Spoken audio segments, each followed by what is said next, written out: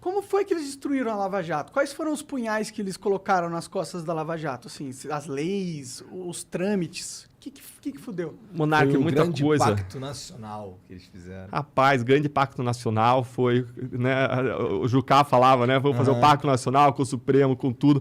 Eu vejo várias decisões que foram adotadas nos vários poderes que foram retrocessos e que minaram a nossa capacidade de combater a corrupção e que minam os resultados dos processos das investigações até hoje. Então, quando a gente olha para 2019 começou em março com uma decisão do Supremo Tribunal Federal que mudou uma regra. Então imagina que você está lá no jogo de futebol e chega no final do jogo, tá lá, vamos dizer, tá 3-1 pro Palmeiras. O Palmeiras fez 3 gols de pênalti.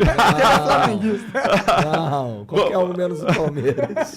Eu não vou falar esse assunto, tá sensível esse assunto hoje. Esse assunto tá perigoso hoje. A ferida tá aberta. Tá aberta. Mas vamos lá fazer então o cenário lá, que tá 3-1, tá? E aí chega no final do jogo, vamos supor que os 3 gols do Palmeiras foram 3 gols de pênalti. E aí chega no final, o juiz, logo antes de apitar, ele fala, olha, vamos mudar a regra agora, falta dentro da área não é mais pênalti, muda o placar, 0 pro Palmeiras, 1-0 pro Flamengo, declara o vencedor o Flamengo. Cara, não faz sentido nenhum você mudar uma regra e você aplicar para trás, mudando o que aconteceu no passado. E o que o Supremo fez em março de 2019? Ele mudou uma regra que existia, que era a regra de que quando existia um crime de corrupção e parte do dinheiro ia para a campanha eleitoral, ou seja, existia um crime de caixa 2 eleitoral, da justiça eleitoral, e parte do dinheiro ia para o bolso do envolvido, que era o dinheiro da corrupção, que ia para o bolso do cara. Então, quando a corrupção gerava dinheiro que é para o bolso e gerava dinheiro que é para a campanha, o entendimento pacífico era de que isso tramitava na Justiça Federal. O STJ tinha esse entendimento pacífico. E aí, em 2018 para 2019, o Supremo começa a debater isso e no começo, em março, muda a regra. Fala, não, agora a competência, quando existem esses 2 crimes, é da Justiça Eleitoral. E aplica isso não só para os novos casos, aplica isso para trás. E aí derruba vários casos nossos que seguiram a regra do jogo. Isso é um absurdo. Primeiro que a decisão é péssima porque a Justiça Eleitoral não tem expertise em investigar e processar a corrupção. Isso acaba quase anistiando grande parte dos casos de corrupção. Veja que a Justiça Eleitoral tem um grande rodízio de juízes e promotores porque ela não tem quadros próprios. Não tem que você fazer uma lava-jato 6, 7 anos da Justiça Eleitoral. Ela não tem especialidade nisso. É um crime muito complexo, difícil de ser investigado, apurado, processado. Então precisa de uma expertise própria nesse assunto para você trabalhar com isso. A Justiça Eleitoral não tem. Então é muito ruim para os novos casos. Mas pior, se você vai mudar a regra, você tem que aplicar disso da agora para o futuro. Senão você destrói todo o trabalho feito. E destruiu. Anulou o caso Passadina, em que o Tribunal de Contas apontou o superfaturamento de 700 milhões de dólares. Anulou o mensalão mineiro, que é um caso que não era Lava Jato, que é um caso de 97 e 98 ligado aos tucanos. Anulou um caso da Paraíba, Operação Calvário, ligado a um governo do PT. Anulou Operação Integração, ligado ao PSDB do Paraná, em que parte do dinheiro desviado dos pedágios foi para campanhas eleitorais. E anulou o caso Eduardo Cunha. E vai anular outros casos. Por quê? Porque se você voltar lá em Paulo Roberto Costa já falava, parte do dinheiro era para investir na campanha, parte ia para o bolso dos envolvidos. Você olha lá, Pedro Barus, com o gerente da Petrobras, ele tinha 100 milhões de dólares em contas no exterior. O STF já sabia disso, mas não ligava até ser politicamente interessante que eles ligassem. Eu tô falando isso, não é você. Excelente, Mário. Excelente. Ótimo. Minha percepção, não tenho certeza disso. Alguns têm mais liberdade de expressão, outros menos. Isso aí, né? Então, se mudou a regra e aplicou para trás. Ainda que a gente seguisse a nova regra para refazer tudo, quem garante que daqui a 5 anos não vão mudar a regra de novo? A gente vive num sistema que tende a anular tudo. Então isso foi o começo, em março de 2019. Depois, em junho e julho de 2019, o ministro Toffoli larga uma decisão suspendendo todos os casos de lavagem de dinheiro do país. Mais de 900 investigações, mas eu acho que a conta foi modesta. É muito mais do que isso. Foram suspensas por quase 6 meses, correndo prescrição. Ou seja, quando uma investigação demora muito, era derrubada porque demorou muito, simplesmente. E suspendeu por 6 meses, num caso envolvendo o filho do presidente. Aí, em outubro... Qual que é a justificativa de fazer algo nesse sentido assim? Eles não precisam, eles são STF, eles são reis, porra. Mas é que, o rei não precisa justificar o que ele faz, ele só faz, ele é dono do poder. Igor, para ser bem assim, realista, direito não é matemática. Você sempre pode ter posições para 2 sentidos diferentes sobre uma coisa. E qual é o problema? O problema é que o nosso sistema, o fato de existir duas posições, faz com que a gente perca sempre. Por que isso?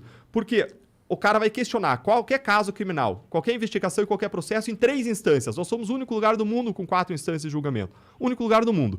E, cada vez que o réu ganha, não tem recurso para o Ministério Público. Sempre que ele ganha no habeas corpus em qualquer tribunal, não tem recurso. Então faz a conta matemática. Digamos que tem uma posição em que seja 50% de chance de cada um pensar de um jeito. Com certeza vocês discutem vários assuntos com várias pessoas aqui e várias vezes surgem discordâncias. E é razoável discordar. Então é razoável que os tribunais discordem. Em vários casos, essa discordância seja de, sei lá, 50%. E aí você tem, então, 1/2 de chance de ganhar no primeiro tribunal, no tribunal de apelação. Aí você tem outro 1/2 de chance de ganhar no STJ e mais 1/2 de chance de ganhar no STF. Só que lembre que se você perder em qualquer lugar, Ministério Público, sociedade, perde de uma vez. Porque você não tem recurso. Se o réu perder, ele recorre para o tribunal seguinte. Para você ganhar, você tem que ter, então, 1/2 vezes 1/2 vezes 1/2, uma questão de probabilidade. Então, você tem 1/8 de chance de ganhar. Ou seja, sempre que você tem uma questão em que os votos são divididos, as opiniões são divididas em 50% e 50%, a chance do Ministério Público ganhar o caso é de 10%. E o problema é que não tem uma questão controversa no processo. Tem várias questões controversas no processo. É só ter um bom advogado para levantar 5, 6, 7 questões controversas. Aí você faz a matemática. Qual é a chance de ganhar na primeira questão? 10%, 1/10. Qual é a chance de ganhar na segunda questão? 10%, 1/10. Qual é a chance de ganhar nas duas? Cara, praticamente nada. 1/10 vezes 1/10, 1/100. 1% de chance do Ministério Público ganhar. Então os casos são triturados. Essa é a nossa realidade. Nosso sistema é feito para não funcionar. Se a gente não mudar isso, a gente não vai acabar com a impunidade e não vai acabar com o problema da grande corrupção política brasileira. E aí, depois dessa decisão de outubro, depois dessa decisão do COAF, em que, com base numa discordância, o Toffoli ficou vencido, ele suspendeu isso por 6 meses, ele disse, não, o Ministério Público, o COAF não pode acessar informações fiscais, bancárias e mandar para o Ministério Público. Esse foi o argumento dele, tá? Contra toda a história de decisões de todos os tribunais, e ele ficou absolutamente vencido no Supremo Tribunal Federal. Tomou uma decisão totalmente fora da curva, tá? E aí você pode especular as razões, mas eu não vou especular aqui, vou deixar para o Monark, tá? E aí, em outubro, você tem uma outra decisão em que o Supremo cria outra regra e aplica para trás. E aí ele cria uma regra dizendo o réu delatado tem direito de falar depois do réu delator. O Supremo pode criar uma nova regra dessa? Pode. Mas, de novo, aplica para frente. Mas por que ele tá criando? Essa é a questão, né? Na minha opinião, assim. Por que ele tá criando esse monte de regra do nada? Claramente... Pra aplicar pra trás, pra fuder com os processos. Exatamente. O STF, na minha visão, ele age como um órgão em prol da corrupção. Tá ligado? Pode não ser a intenção deles, mas o resultado é esse. Agora, eu duvido qual é a intenção deles. Eu sou cético. Eu não acho que eles são bonzinhos. Essa é a intenção que eu acho que eles têm, entendeu? Monark, esse é o ponto que você colocou. Qual o efeito dessas decisões sobre investigações e processos? E com certeza atrapalham o combate à corrupção. Mas não parou aí. Criou uma nova regra dizendo isso, aplicou para trás. Isso anulou vários casos, anulou o caso Bendini, um caso de condenação, anulou uma ação de improbidade contra uma empresa que estava pedindo coisa de 380 milhões de reais, já tinha uma condenação a pagar, restituir para os cofres públicos 380 milhões de reais, e anulou um outro caso agora que eu não lembro exatamente o nome de quem que era o réu, mas anulou 3 casos criminais e pode anular outros, porque essa regra não existia. Não só não existia no Brasil, mas não existia em nenhum lugar do mundo, não tinha como a gente adivinhar que essa regra ia ser criada. E até o Supremo pode criar novas regras, mas a gente fere uma segurança jurídica básica. Você criar regra e aplicar para trás. Acaba com a nossa possibilidade de ter um resultado positivo para a sociedade. Mas como se não bastasse isso, em novembro de 2019, o Supremo veio e decidiu que não podia mais prender depois do julgamento da segunda instância, depois da condenação. Só pode prender depois do julgamento nas 4 instâncias e infindáveis recursos. Gente, sendo que era o próprio sistema que tinha o próprio Supremo que tinha decidido anteriormente que era pra parar de desconsiderar, porque era antigamente assim. E ele mesmo tinha decidido que era pra parar. Aí, caralho, eu preciso que o cara volte pro jogo político aí, hein? Lula tá preso, precisava dele, porra, porque, mano, se o Lula continuar preso, o Bolsonaro vai perder. E aí, se o Bolsonaro perder, fudeu, a gente vai perder. Pode ser um cara que a gente não controle ali de novo, entendeu? Não vamos conhecer isso, a gente tem o Bolsonaro na nossa mão. O Lula é, claro, nosso amigo. Porra, vamos fazer isso, a gente só ganha. Porque sabe qual que é o problema? Eu acho que é muito difícil. O STF, tipo, eu não sei, mas não me parece uma organização que tenha um passado ilibado, tá ligado? Eu acho que esse é o medo deles, entendeu? Se alguém como você começa a ganhar muito poder dentro das instituições, começa a realmente querer combater a corrupção, aonde isso vai parar? Onde a minha opinião, eu acho que 90% das pessoas que estão hoje envolvidas no sistema têm o cu preso de alguma forma. E aí, como que você, controlando o sistema, vai deixar que um câncer, que é o combate contra a corrupção, aumente e mate o teu sistema maravilhoso de mamata infinita? Tem uma interpretação muito boa de um juiz lá do Paraná. O Monark tá tentando sem dó, né? Tá sem dó. tentando foder. Não, isso é minha opinião. Isso sou eu que penso. Eu penso isso. Bom, obrigado, Monark. Então, se você olhar para essas regras, um juiz do Paraná ele divulgou um artigo falando o seguinte: o Supremo Tribunal Federal, desde a Constituição de 88 até 2009, permitiu a prisão em segunda instância. E quando que ele mudou e proibiu? Exatamente quando tinha o processo do mensalão, e vários casos estavam sendo desmembrados para a primeira instância e várias pessoas poderosas poderiam ser presas. E aí ele proibiu a prisão em segunda instância. E aí deixou sem poder a prisão em segunda instância. Aliás, ele fez num caso, adivinha o que aconteceu? No exato caso em que o Supremo proibiu a prisão em segunda instância. Era um caso de um fazendeiro que tinha atirado numa pessoa, era uma tentativa de homicídio, ou um homicídio, mas acho que era uma tentativa. Um fazendeiro atirou em alguém que ele entendeu lá que cantou a mulher dele numa festa lá. E esse crime já tinha acontecido há mais de década. E o que aconteceu com esse caso? Ele prescreveu no STJ, na terceira das 4 instâncias. Ou seja, demorou tanto tempo que não teve punição nenhuma. Então, no próprio caso em que o Supremo definiu isso, é um caso que não teve resultado porque o Supremo definiu isso. E aí, em 2016, o Supremo volta a autorizar a prisão em segunda instância quando? Quando a Lava Jato estava atingindo mais partido de esquerda.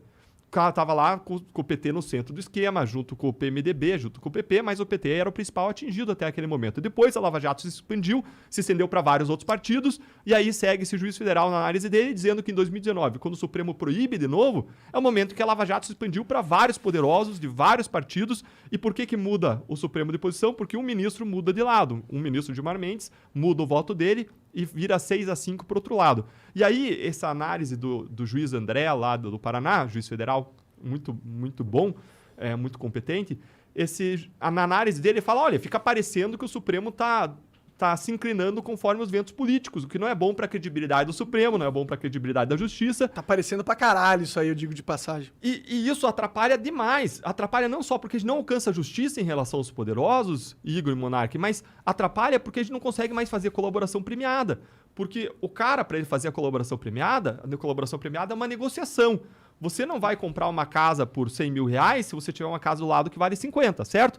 Do mesmo modo, o cara não vai fazer um acordo com o Estado em que ele colabora, em que ele se compromete a cumprir uma pena, se ele vai alcançar impunidade, se ele vai poder discutir o caso dele por 20 anos, alegar 1000 nulidades e buscar a prescrição e a impunidade completa. Então, essa decisão acabou esvaziando a possibilidade da Lava Jato continuar se expandindo, continuar alcançando outros crimes, novos atores.